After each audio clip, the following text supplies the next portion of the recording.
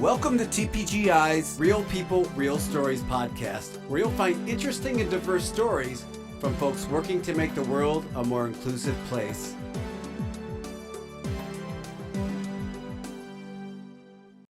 Hey, welcome to Real People, Real Stories podcast, brought to you by TPGI. I'm your host, Mark Miller. Thank you for helping us keep it accessible. Do us a favor. If you're enjoying Real People, Real Stories podcast, share it and tell someone about it. Hey, even link to it from your accessible website. So I am here with a very interesting and exciting guest, and I'm really excited to talk to you about one particular thing, which you'll find out in a minute. But my guest today is Brandon Cole, and Brandon Cole does quite a few interesting things and uses assistive technology and alternative access and all that in some super interesting ways. But I'm going to dive right into well, before I do that, Brandon, tell us a little bit in your words about who you are, and then I'm going to save this thing I want to talk to you about for a few minutes. Absolutely. Yeah. So I am Brandon Cole. I am a creature of many hats, as Mark said. I do a lot of things. I'm primarily a professional accessibility consultant. I work in the video game industry, which is a pretty cool job, let me tell you. But I'm also a podcaster, a blogger, a streamer of video game content, and even a voice actor on the side, along with the occasional dabble into other things, including audio description, narration, and more. I do a lot. That's a list. It's a list. That's a heck of a list. And I love it. I love every minute of it. So I bet you do. I bet you do. So here's what I wanted to dive into, because I mean, you led right into it, right? Video game consultant. Yep. And it's interesting. Let me just go off on a quick tangent here, because I don't know have you ever been to CSUN, Brandon? I have not been to CSUN. It's one of the conferences that I think I should go to someday, but I still have not gone to that one yet. So for the audience, what CSUN is, and the reason why Brandon knew what it was off the top of his head, even though he hasn't been there, is it's the largest assistive technology conference in the world. That happens in Anaheim currently every year. And why I brought it up, Brandon, is because I was at doing a session or listening to a session at CSUN, and I met somebody in that session. It was a woman who was low vision, and we started chatting kind of in the hallway afterwards, and our whole conversation turned to the accessibility of video games. And to what's possible and what's not possible and all that kind of stuff. And this was probably, I'm going to say, over 5 years ago at this point. But the reason why I bring that up is to illustrate how important it is that we think about accessibility in video games, and how glad I am that there's a market for somebody like you to consult on video games, and that's being looked at. And I know since I've had that conversation with her, other people were thinking about it too. We thought we were brilliant, right? Like they should do all this stuff. We're coming up with ideas, right? Turns out other people were already on it. So there's that. But there's been awards given to video games and stuff like that. But you put something in here, because my son came home for Christmas, and he brought with him his video game console that he had in a closet until God of War Ragnarok came out. He pulled it out of the closet. He plugged it into one of our TVs here. He had the whole week off, and I believe came close to completing the campaign. I think he had to finish it a little bit afterwards. But can you talk to me about God of War Ragnarok and the accessibility of it, and just indulge me in my full-on geekness 100%. and talk about how just cool the game is, period?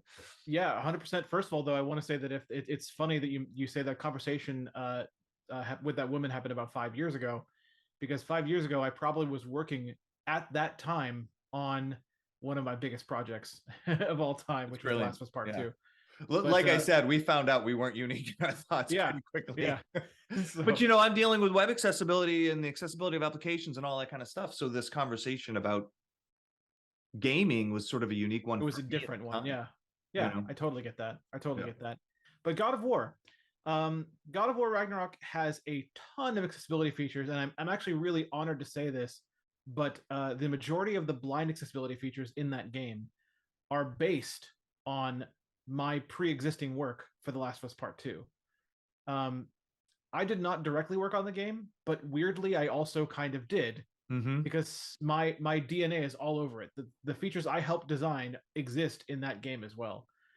So the primary feature that helps the blind complete the game is navigational assist.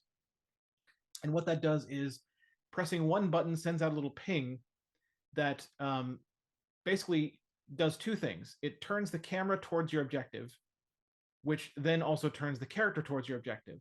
And then if you just move forward after pressing that button, it's R3 on a PS5 controller. If you just move forward, you'll be walking towards the objective you're supposed to reach to progress the story. That system is not just basic.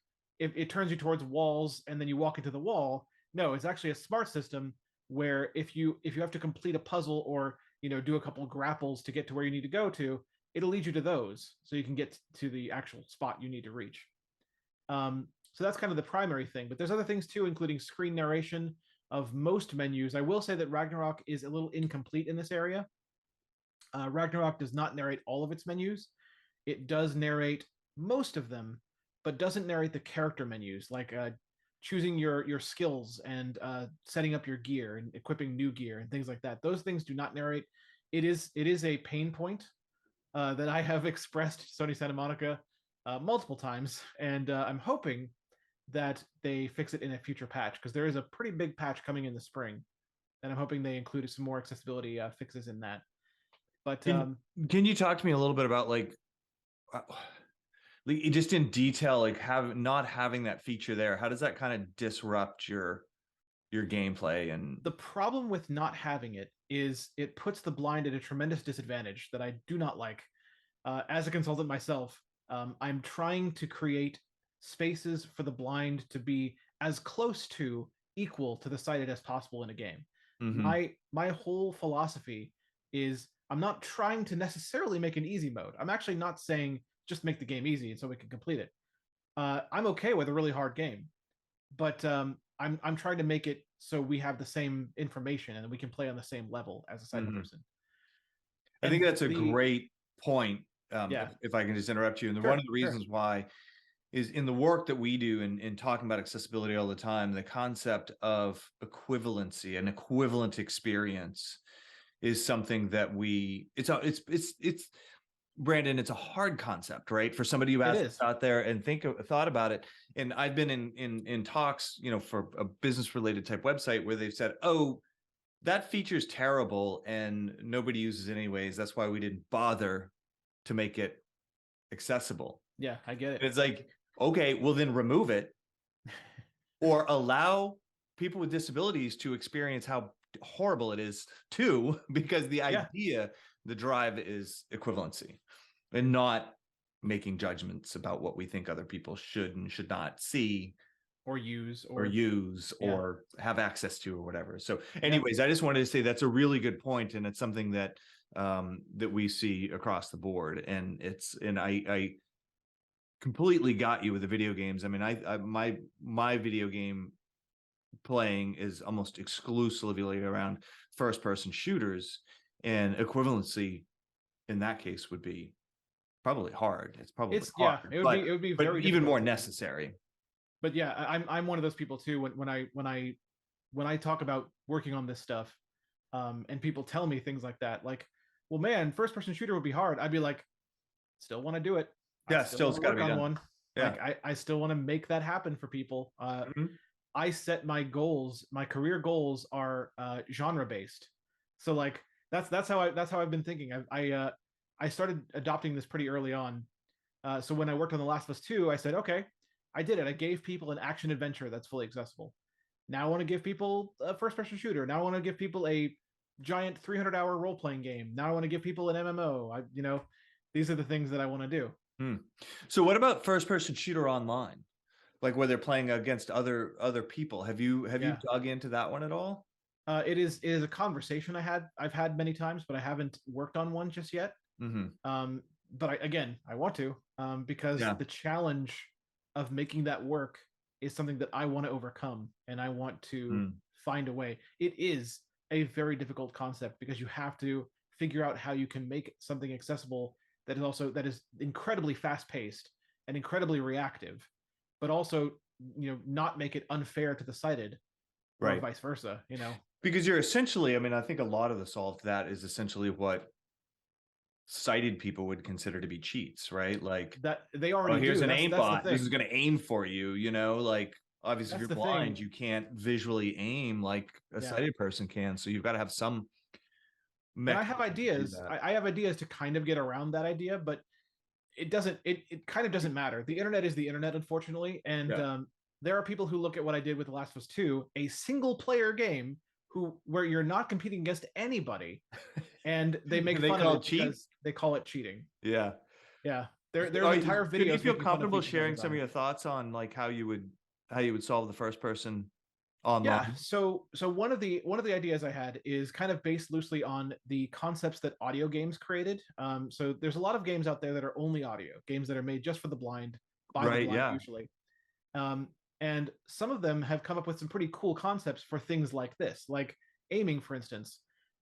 What I would come up with is a system where the player would have to be facing in kind of a 360 degree general direction. They would have to generally be facing their opponent. And when they pressed aim, it would not necessarily auto aim, but it would provide them a sound that would orient them towards their opponent if their opponent wasn't already making sound. Like, because in games these days, every enemy makes significant amount of noise. So if their opponent wasn't making any particular sound, they would be oriented by this sound that would play for them.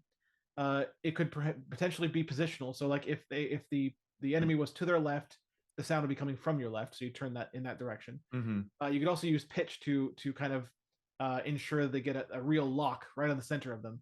And then once they've centered on that enemy, once they've found the center position where they're facing their correct direction, then only then does the game actually help them with the vertical aspect. Because right now, where we are right now with audio technology, some developers are trying to use 3D audio to indicate verticality, but it's just not quite there yet. So the way that I would handle it with today's technology would just be that you use a sound to locate the center, to center an enemy, and only then would the game help you aim by helping with the vertical part, as long as you were locked onto the center position. Gotcha. So I'm just going to restate this to make sure I'm understanding it right, because what I find interesting is the capabilities of sound. Basically, what you're saying is today what we're working with is a stereo sound, which by nature can orient you horizontally, left to right. You can hear something and be like, oh, that's further to my left or further to my right, but there's no sound dimension that goes up and down. The stereo, Like I said, there are attempts at that. Like the PS5 does have a 3D audio engine that does attempt to do that. It just doesn't do a super great job of it. You can tell with the PS5 if something is above or below you, but it's kind of binary. Like if it's above you, no matter how far above you it is, it just sounds like it's above you generally. Gotcha. You don't know if something, maybe the enemy that's shooting down at you is up on a high roof, and you don't know that they're on that high a perch. You just know they're above you somewhere. They're above you. Yeah, you could be shooting at the ceiling, right? Or shooting at the ceiling of the room that you're in, right? Yeah. But I will say this. I will say that it's not only stereo these days. We have reached a point where I do think 360 virtual surround is pretty good, excluding up and down. The virtual surround sound that can indicate things all around you in a 360 degree field, that's pretty good these days. Yeah, I agree. Well, when I said with stereo, I was actually thinking physically. Yeah, okay. You've got a speaker. I mean, you and I are both wearing headsets right now, and we've got a speaker in our left ear, a speaker in our right ear. Yeah, physically that'd be that. By nature of just the physical orientation of those two speakers, you got to become real creative if you're going to make something sound like it's up or down. And then to your point, it sounds like they're struggling with how do you make it sound like it's slightly up or slightly down or whatever, Yeah, right. It seems to be, like I said, it seems to just be one above you position and one below you position. Mm-hmm. So yeah, it's difficult, but I think that would be the system I would use for now. It would definitely be an experiment, but it's something that I want to try with a developer one day. Oh, I hope you get it. That sounds really good. And I like your ideas about aiming. I think that, to me, in my limited knowledge, it seems to be on track. I would imagine you would have to build a system and then just stress test it until you ended up with, a blind person successfully competing against a bunch of other people in a Yeah, I think an app. the way that it might have to be approached is very early in development when the game itself is very basic and it's just, a functional multiplayer shooter. Even if a lot of stuff is still missing from it, Mm-hmm. and then just play test the heck out of the basic version. Yeah, just to see if this works. for sure. And guess who would get to play test that? Brandon. I would. You. That's part of what I do. Yeah. Do you know what I can't do all day long at work? Play video games. So you've like I've perfected work. What's that? I've perfected the idea of work. You perfected the idea. I like where your head's at with that. So heading back to God of War Ragnarok, like we missed a big piece of this. You don't just play this game and you're, as you said, it's not just that your DNA is on it from previous work, but you're actually you actually have a Twitch channel. Yes. That so talk to me a little bit about, like, start with, like, why the heck would you want a Twitch? Like, why would you want a Twitch channel? Why would you share? Like, what is your motivation for being involved in all of that, and kind of what does it do for you? Well, actually, that's a great way to word that question, because the way that I view Twitch and the way that I view my channel is that it feeds into everything else that I do. So I have that channel to share gameplay of games with other blind people, to show them what games they can play, even if they're not aware of it, because you'd be surprised at how many people come to my channel that are blind, but haven't been following me before and haven't been following the gaming media that talks about it, or haven't been following audiogames.net, looking at forum posts and things like that, and just have kind of been out of the loop. And they witness me playing a video game and they go, "Oh, wait, you can play this? How can you play this?" It happens a lot. That's amazing. But even more than that, there's two other purposes too. I also want to show sighted people what the blind are capable of. I consider myself an advocate for accessibility as well as a consultant, so I do try to get the message out there. And I'm one of those people that will do it one person at a time. I'm one of those people where if a sighted person comes in and asks me a question about how this works, how that works, how I'm playing this, how I'm doing that, and I answer it, which I will, and then 5 minutes later, another sighted person comes in and asks the same question. Guess what? I'll answer it. And if I don't answer you don't get annoyed at all. You never are No. like, okay, enough, guys. No, because it's a different person, and it's another chance to open someone's eyes, pun absolutely intended, to the world of accessibility and how blind people are just trying to play games the same way that they are. Yeah. So I don't get annoyed with that. And honestly, sometimes I am like super into the game, but the good news about that is I've developed a community that gets my philosophy, that understands what I'm trying to do. So if I, for some reason, if I forget to, or if I can't answer a question, usually the rest of my chat will do it for me. Somebody will come up with they'll be like, yeah, this is how he does it. This is, look at the VOD. You'll look at the video on demand archive. You'll see exactly, his explanation was earlier. And then a lot of times I have a guy that will take my explanations of things and make highlights out of them so people can watch them later. Oh, that's really cool. But that's not it. There's one more purpose though. Okay, go for it. This is, in my opinion, this is the coolest one. Because this is the one that really ties it all together, because of my work, because of the work I've done on video games themselves, that has created for me a bunch of contacts. It's opened up the gaming industry to me. I'm basically considered a respected figure in the game industry, which is a really cool thing to say.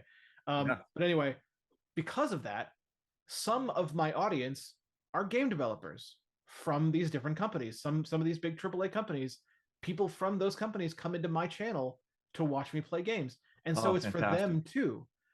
Even if it's not their game that they're watching, the point is, if they get ideas from seeing the things that I'm doing and seeing the things that I'm playing, great.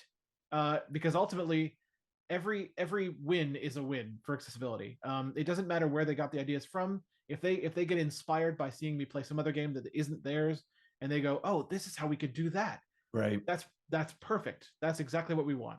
We want. And I bet they get excited. I bet it's better than reading a spec or something. They see it and see you do it and see your emotion and excitement and your followers, and they probably do it with a little more enthusiasm. Yeah. Yeah. That's the whole idea. It's happened multiple times, and people, people will watch me play their games, people watch me play other people's games, and it'll get them thinking, it'll get them talking about it too. I get questions from them too, like how is this working, like what kind of system is this, how are you doing this, just so they Right. can understand. I'll answer those just as eagerly, just so they can understand how this all works and what is possible, because that tends to be the biggest selling point when I talk to new developers that haven't experienced blind accessibility in a game. Just convincing them of what is actually possible and what we actually need versus what they Yes. thought we would need. Yeah. They're often two different things. So Yeah, and I think, you know, one in my experience, if you show a developer or somebody in UX how people are using their stuff, they always get really excited. I mean, and you know, ability aside, if they Yeah. just look at how somebody's interacting, how somebody's enjoying, how somebody's struggling with or whatever, it always fires up their mind to improve the experience, enhance the experience, you know? yeah, So I that's one of the think that reasons I do that's it. brilliant that that channel's there and available for them to do just that, for how somebody who's blind is experiencing their game, you know? Yeah, That's exactly. incredible. The other thing that I wanted to just say is that you know, your earlier point when you were talking about the reason why, you know, the reason why you have the Twitch channel, and that you are willing to talk to people, like I think that that's such a fantastic quality, and I think actually putting a forum out there that encourages people to come to you and say, geez, this is something I don't understand and I haven't seen before, but I'd like to Yeah. understand it. And from a personal standpoint, when I was in college, I took a series of classes around theater and acting. I'm sure you can relate a little bit to that. I With did. I can. the work that you've done. We'll get into that in a minute too, right? Yeah. But my in one of my theater classes, the first one that I took, the professor, there was two professors running the class, and one of them was blind. And one of the best things that he ever did is he had one-on-one meetings with the students right in the beginning of the class. And one of the things, or one of the purposes in that meeting, amongst the sort of standard academic stuff, was, hey, now is your chance. Ask me anything you want about me being blind. And I can remember sitting there and being like, how'd you get here today? You know? Right. And he Yeah. explained to me that, well, you know, obviously I don't drive, but, you know, I live in, this was at University of New Hampshire. So he lived in a town nearby called Dover, New Hampshire, and he took the bus in and explained, you know, kind of how that worked for him. And so I had questions like that all the way down to like, you know, do you have a concept? Like if somebody says triangle, like I imagine a triangle, what happens in your brain? And he Yeah. explained that as a child, he had a little bit of very low vision sight. So he actually has the mental image of basic things like that. And, you know, Yeah, but I do too, actually. What's that? I do too, actually, even though I've never actually had sight. It is Yeah, still possible answer to form that. Go mental ahead, images answer that based on- question. That's a good one. Yeah, even if you have never had sight, it's still possible to form mental images based on things you've experienced in some way. So like I have felt a triangle. So if asked what a triangle is, I can picture a triangle. Now, of course, it's colorless. You're only getting the shape in my mind because I don't have a concept of color. It just is what it is. You can try to explain color to me all day long. It doesn't matter. There's no way, if you haven't seen it, that you can conceptualize color properly. It's just you can't. But I can get the shape, and that goes for anything that I've experienced in some form. Yeah, and what's interesting to me is that, and I think this is across the board, right? Even amongst people who are sighted and to a degree, but you say, I can picture a triangle in my mind. Yeah. Is that the same thing as when I say I can picture a triangle into my mind? Are you actually, and as sighted people, we have something to relate to because I can look at a triangle, and when I close my eyes, I'm looking at a triangle in my brain. Yeah. And so that's what I would be. There's no way to answer the question, Brandon, but that's where my young mind was going. I get it. I do get it. How do I do that? And to the same point, like two sighted people saying that is blue, we can recognize the color as blue and both agree, if shown something blue, that it's blue and communicate that it's blue. What we can't do is we can't say that the way we see that in our brain is the same. Yeah. They may be actually seeing in their head what I see as red. It's possible. Yeah, It's absolutely possible. Like, so it's not even just a sighted blind kind of question. It goes deeper than that. But yeah, we're getting a little tangential here. So to bring us back, talking about this acting stuff, you do a lot of in your list at the top of the podcast. One of the things you said you do is voice acting. I do. Yeah. Can you talk to me a little bit about that? How you got into it? What kind of stuff you do? Like, how does that all work? Well, how I got into it goes all the way back to my very, very young childhood years. I was a huge Disney fan growing up as a kid. Okay. And one of my favorite movies of all time is the Disney version of Aladdin, the old one, the 1995 one. Gotcha. Yep. And I just loved Robin Williams as the genie, and that was my inspiration right there. He was the first one. He wasn't the only one that inspired me to want to do that, but he was the first one that made me go, "Wow, I want to do this." So for a long time, that is all I wanted to be. Was an actor, and I memorized the entirety of Aladdin, the whole movie. There was a point in my life where I could probably just do the movie, like the entire thing. I can't do it anymore. I've lost some of that, but I still remember quotes and stuff. But like, that was who I wanted to be for a long time, and that never completely went away. So I was really, really honored in 2014 when I got the opportunity. I did some voice acting for a volunteer group earlier than this, probably about 2006, 2007, 2008, around there. Volunteer audio drama group called Darker Projects, who we made no money. It was a nonprofit. It was just, we loved making audio drama, so we just did it together. And I think the content is still online. Darker Projects content is still online. So if you want to hear Darker Projects, is that what it's called? Yeah, Darker Projects. Do me a favor, if you can find that and send it to the producer Dara. Yeah. Because we'll put that in the show notes so people can find it. That would be... if I can find it, I will. If you want to hear my really old stuff, I even took a crack at audio production.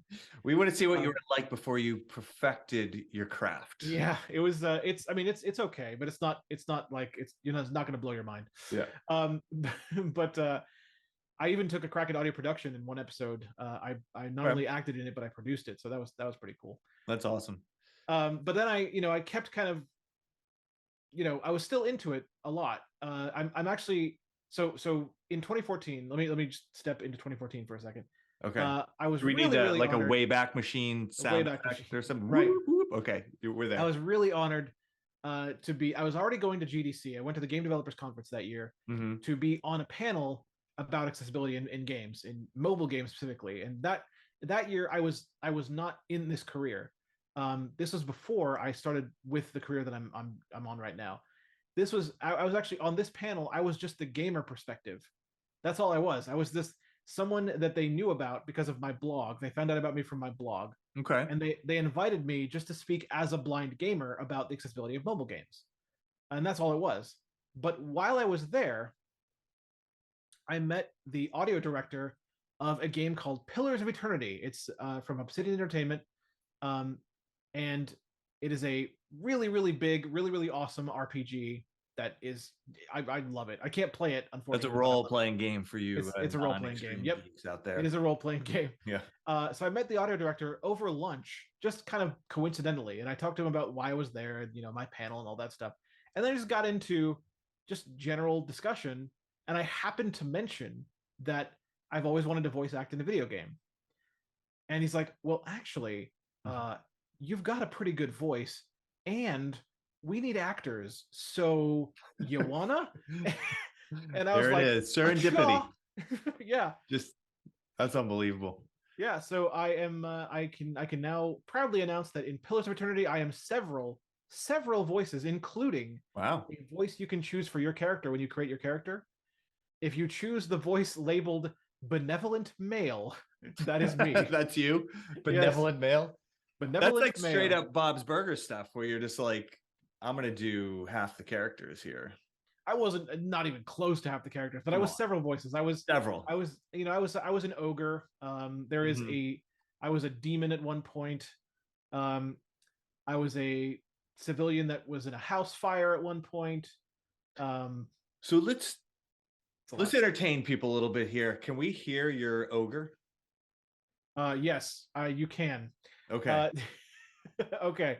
So keep in mind, before I do this, keep in mind that after that I did this, this was put through some voice processing to make me sound even larger. I got you. This is called unprocessed ogre. This is unprocessed ogre. Unprocessed ogre. Sounds Crush them. Excellent. That's the unprocessed ogre. That's the unprocessed ogre. And then now, I was a big Buffy the Vampire Slayer fan, so I've got to hear your demon. I have several different demon types. Oh, several demons is even better. Several demons. The first one is kind of basically like again, without any voice processing, it's something like, cold demon right out of the freezer. I shall rule this world. Ooh, I like that one. Things like that. That's the great. idea. That's great. Yeah, that's it's a lot of fun. So do you do? Oh, well, first of all, before I continue to make you do things like that, the one thing I want to say is you mentioned Robin Williams, and yes. I think it's very interesting that he was your inspiration, because I was a huge Robin Williams fan, right? Like I picked him up at Mork and Mindy, and I followed his stand up, and I think a lot of people of my generation were, and he just had his wit in the way he was able to almost battle with comedy. That was really what he could do. He could spit back and forth, and it was like a rap battle or something like that, but from a comedic standpoint was absolutely unbelievable. But he could do it with a serious person on the other side. Like he didn't care. The other person didn't have to be funny, because he would just but he could do it with somebody funny as well. Like he could go back. He could. It was unbelievable. But anyways, I just wanted to make the point of like the number of people. I mean, he inspired you from a voice acting standpoint, the number of people that he inspired from a comedic standpoint, and the number of people he probably inspired from just the standpoint of wanting to be in acting or whatever. Like, what an amazing person, and just incredible. He's been so much to all of us. So it was just really interesting for me to hear that was who inspired you. He will be forever missed. He will be forever missed. I mean, what a sad story. Actually, speaking of Buffy, I think he was working with Sarah Michelle Gellar at the time that he. Oh wow. He passed away. I can't remember what the show was they were working on, but it was something together that they were. I think it was coming back to TV. It was something for TV. Yeah. And I almost want to say it was a drama, but I could be wrong about that. Yeah, I'm not 100%. Yeah, I'm not 100%. But anyways, neither here nor there. So what I was going to ask you, that was your break so that you could take that was your break so that you could take a rest between ogre and demon. So you clearly have voices. Are there any impressions, like famous voices, that you are able to do that we just can't in this podcast without hearing? I mean, I can do impressions. I don't know if any of them are good enough to say that you can't end the podcast without hearing them. I'm going to declare that there's one like that, and say that you have to do it. How's that? I have imagined for a long time that I could be the next Goofy for Disney if I was hired to be Goofy for Disney. All right, let's hear Goofy. Hi guys. That's perfect. So do you listen to these things and then just sit there and practice? Not in the way that is it quicker or more natural? It's more, I mean, I do technically practice, but I don't do it in the way that you might be thinking that I do it. Like, I don't spend an hour in front of, a mirror or in anywhere. I don't spend time exclusively practicing. The way that I do it is I just keep doing it over time. I'm always practicing. Like, it's just part of your goofy day that you just. Yeah, I'm generally a silly person. I just do voices at random sometimes, and that's me practicing. We talked about that before the mics heated up about how silly you are. So yeah, haven't disappointed. This has been great. If you watch any of my archived footage, any of my streams, I'll just get weird sometimes. I mean, I actually have on my Twitch channel, there is a point redemption reward. So if you watch my Twitch channel for long enough, you get these things called breakpoints. And just for watching, you get these. And if you get 10,000 of them, you have the ability to make me do a voice for the rest of the stream. Oh, that's fantastic. That was once used against me to turn me into Jar Jar Binks for the remainder of a stream. Oh, And it was a memorable experience. My who own would do fiance that? did that to me. That had to be a friend of yours, because My that own would be that fiance mean to did that somebody to I me. really liked. My fiance did that to me. Okay, that tracks. That tracks 100%. He redeemed the reward just to see what that would be like. So We did it. it's a break point, right? Also a great movie. Does that mean that you can do a Keanu Reeves impression? It's not based on the movie. It's I just tied it to the Breakpoint. movie. I just Sure. 6 degrees to Kevin Bacon, your breakpoint reference. No, it's actually a wordplay. So my fiance and I started a movement called Breakdown Walls. Mm-hmm. And right around that time, the movement, by the way, is the idea is to break down the barriers between blind and sighted gamers and just people in general. Just Love break it. down all the barriers and be humans to each other. And right around the same time, Twitch developed a channel point system. And when Twitch released that, they allowed people to name the points whatever they wanted to name them. So what I did was I built a whole theme around this. So, like, for instance, the reward where you can change my voice is called Voice Breaker. The reward where you choose the next person that we raid, thus creating new connections, is called Wall Breaker. Got it. You know, it's different awesome. things are along that theme. It's all about breaking down walls. And Well so we done. just kept with the theme for the channel points. Yeah, I really like that concept. And one of the reasons why I actually dove into your voice work the way that I did here is because I think an important point or important concept here, because we're talking about how you as a blind individual are consulting and helping video games become more accessible and usable by other people who are blind. But just because you're blind doesn't mean that you're not doing work that somebody who's not blind might be doing, right? Sure, Like that voice work, like it leads to those other things. And I know that because of the industry I'm in. You know that because it's your life.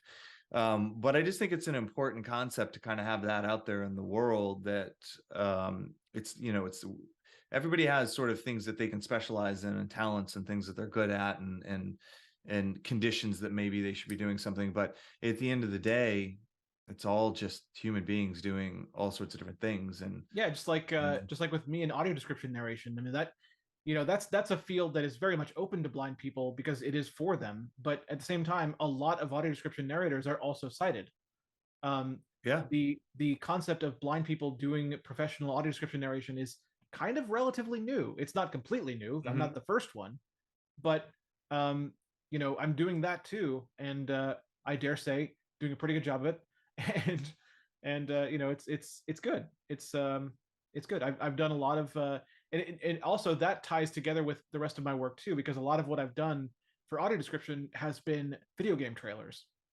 So right. a lot of companies nowadays have started releasing trailers for their games with audio described versions, and when they get professional audio description companies to do those trailers, they need narrators for those, of course, and I've been picked to be more than one of those narrators. So was God of War Ragnarok, doesn't that have audio description in it as well?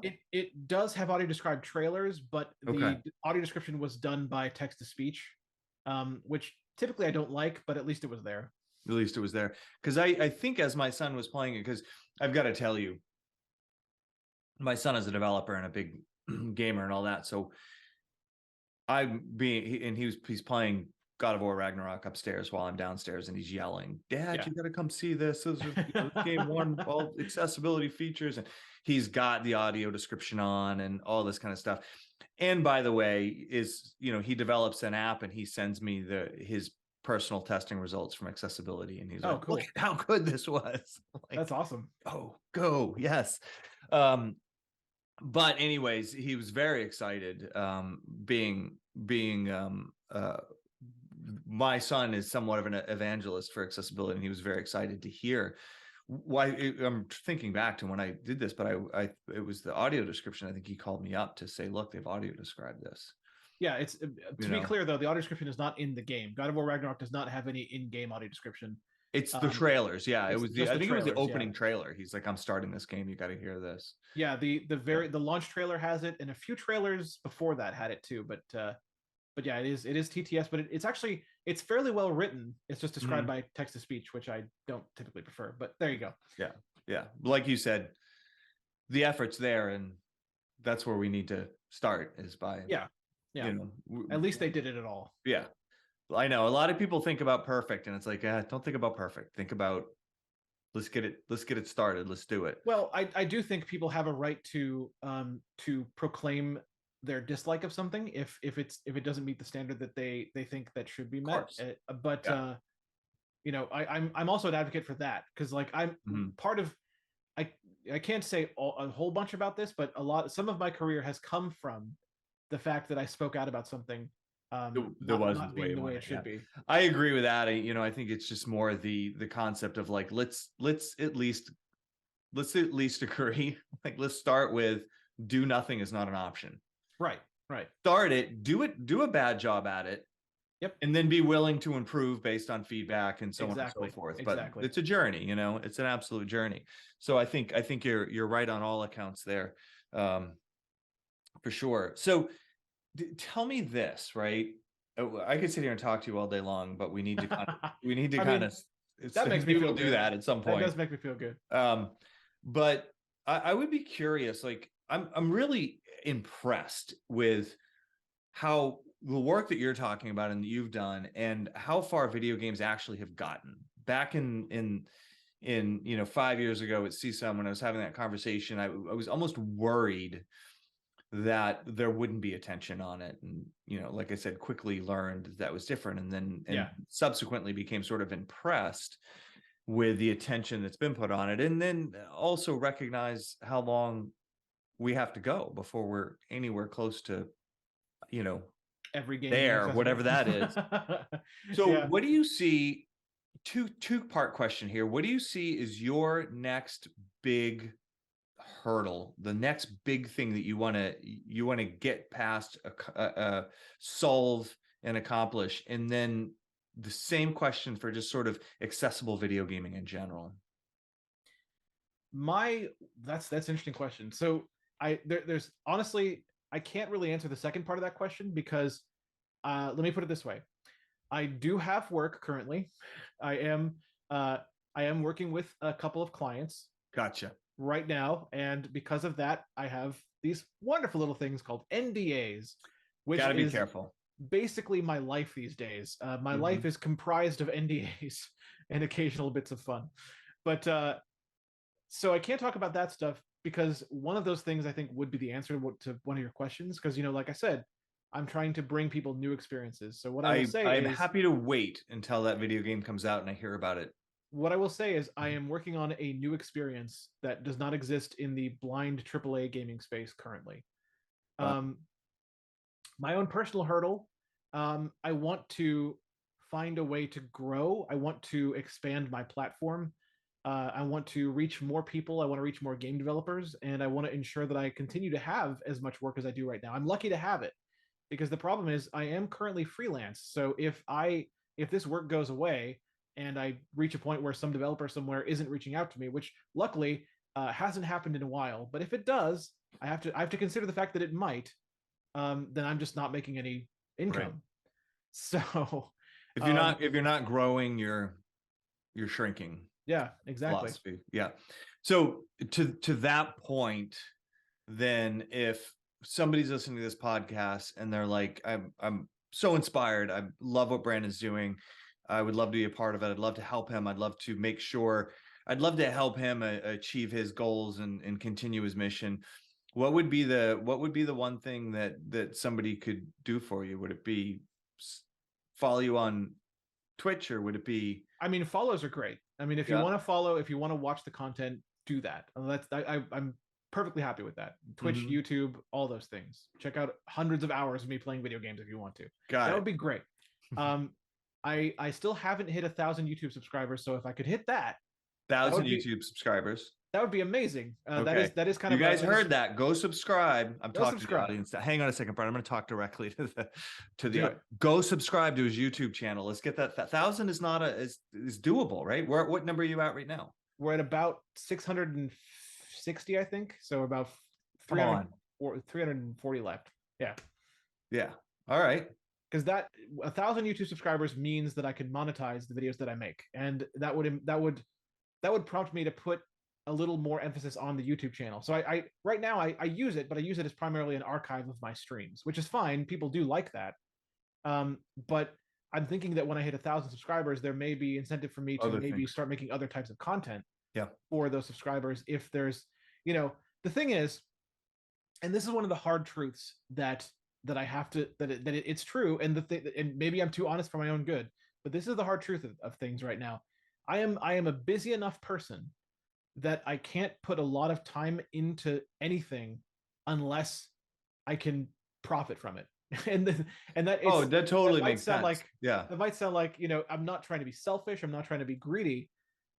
It's just that I've reached a point where I am trying to make something of this business that I Yep. formed, and I'm actually officially a business now. And I'm trying to make something of this, and so I have to focus on the things that help me do that. Yeah. Um, I always explain that as sustainability. If you want this Yes. person to continue this behavior, they've got to be able to sustain it, which means they've got to be able to pay the bills with it. Yeah. It's that simple. So the follows are good. Just getting the word out is good. Like, just let people know who I am. If you are a game developer, if you know a game developer, hey, I'll help them too. Like, whatever you like. You can check out my website, brandoncole.net. My blog is there. My consultancy page is there, so I can be hired directly from my website. So that's a thing. All of it is important to me. I'm never the type. I'm typically never the type to just directly say, "Give to me monies. You give dollar, I do thing for you." No, I'm typically not the person to ask for that. I mean, there are ways to do that, because of course I've set up ways to do it if you wanted to donate directly to me. But I never, when asked how people can help me out, I'm never going to really bring those up, because the primary thing that I want to do is continue to be an advocate for people and accessibility, and continue to talk to people and about the things that I'm doing, and as far as I can, and let people know what's going on, and just keep helping people, and just do all of that stuff. I got it. Well, I'm happy for that to become sustainable for you. Yes, that's the idea. That's the goal. So that you can continue doing all that, and you're not worrying about how to separately pay bills and put food on the table and all that kind of stuff. So I will say that things right now are fairly good. So, like, I'm not in any kind of desperation kind of situation right now. I have a lot of work right now. Things are going very well. So if we don't That's hit wonderful. 1,000 subscribers immediately, that's fine. But things are going well. I think the message is things are going well. Yes, Still take 1,000 subscribers. I'll still take them. Not lose sight of that. If they'd like to subscribe, I'll still definitely take them. Yeah. Wonderful. Well, listen, like I said, I could keep going here. I have, and maybe you and I should talk again at some point, because Sure. especially, maybe contact us when some of these games that you can't talk about right now, and some of these new things come out that you can't talk about right now. When that happens, ping us, because I'd love to hear about some of those things, because it's incredibly fascinating to me, and I think other people, how these things get solved. And I can definitely do that. Appreciative that you're around to solve them. Whenever we can announce, which I don't even know when yet, but whenever we can announce, I'll be happy to let you know. That'd be great. And please make sure you mentioned a bunch of websites and your YouTube channel and all that kind of stuff. Please make sure that Dara has that, so that we can make it easier for people just to go to our show notes and grab that. And very, very great talking to you, Brandon. Very, very cool. I was a hardcore 90s gamer when games first went competitive on the internet. I had a problem. I had to back off of it quite a bit. But if I do go back to it, it's first person shooter. So work on that, please. I want to. Yeah. Listen, you and I have a goal now. Yeah. The goal is for you and I to either compete to play side by side, if it's a team based like deathmatch, or shoot each other against each other. Yep. Or both. D all of the above. Yep. In a first person shooter. That's the goal. I want you to make it happen for you and I. That's a good goal. I like that goal. I'm gonna do my best to make nice that to have happen. had somebody else in your goal, right? Yeah. All right, man. Well, thank you so much. Anything last minute you want to say before we sign off here? I think just that you never know. This is what I'll say.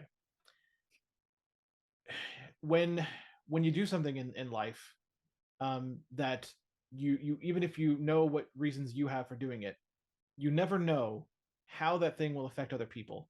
Um, the fact that I get to say that I get every couple weeks or so, I get a thank you for the work that I did years ago on The Last of Us 2, that I still get those today, that I have affected people's lives in this major way, is an incredible reward. So when you're thinking about doing something that is huge, when you're thinking about taking a risk, I took a risk. I left a full-time job to start doing this full-time. This career that I'm doing now, I left a full-time job.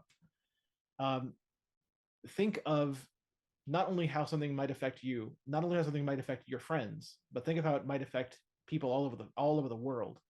And maybe that'll inspire you to take that leap if that's what you need, and follow your dreams. I know it might sound corny, but the thing is, it really can work. And I'm living proof. That sounds corny too, but it's true. It's 100% true. I get those stories. I get those talks from people, and it humbles me, and I'm honored to do this work, because I'm doing it for people all over the world. And it's hard to accept that that's the power that your name has at any given point, but it can be real. And if you think that you can do that for someone, or do that for a whole bunch of people, if you have ideas, get them out there and start making that thing happen, because you never know. Well, yeah, that's a great words to end the podcast on. So I am not going to dive in there other than to say thank you so much for being here. What an inspiration. What a great conversation. And I appreciate you indulging the geek within me. No problem at all. Anytime. Anytime. Right. That's what I'm here for. All right. Well, this is Mark Miller thanking Brandon and reminding you to keep it accessible. This podcast has been brought to you by TPGI, the experts in digital accessibility. Stay tuned for more Real People, Real Stories podcasts coming soon.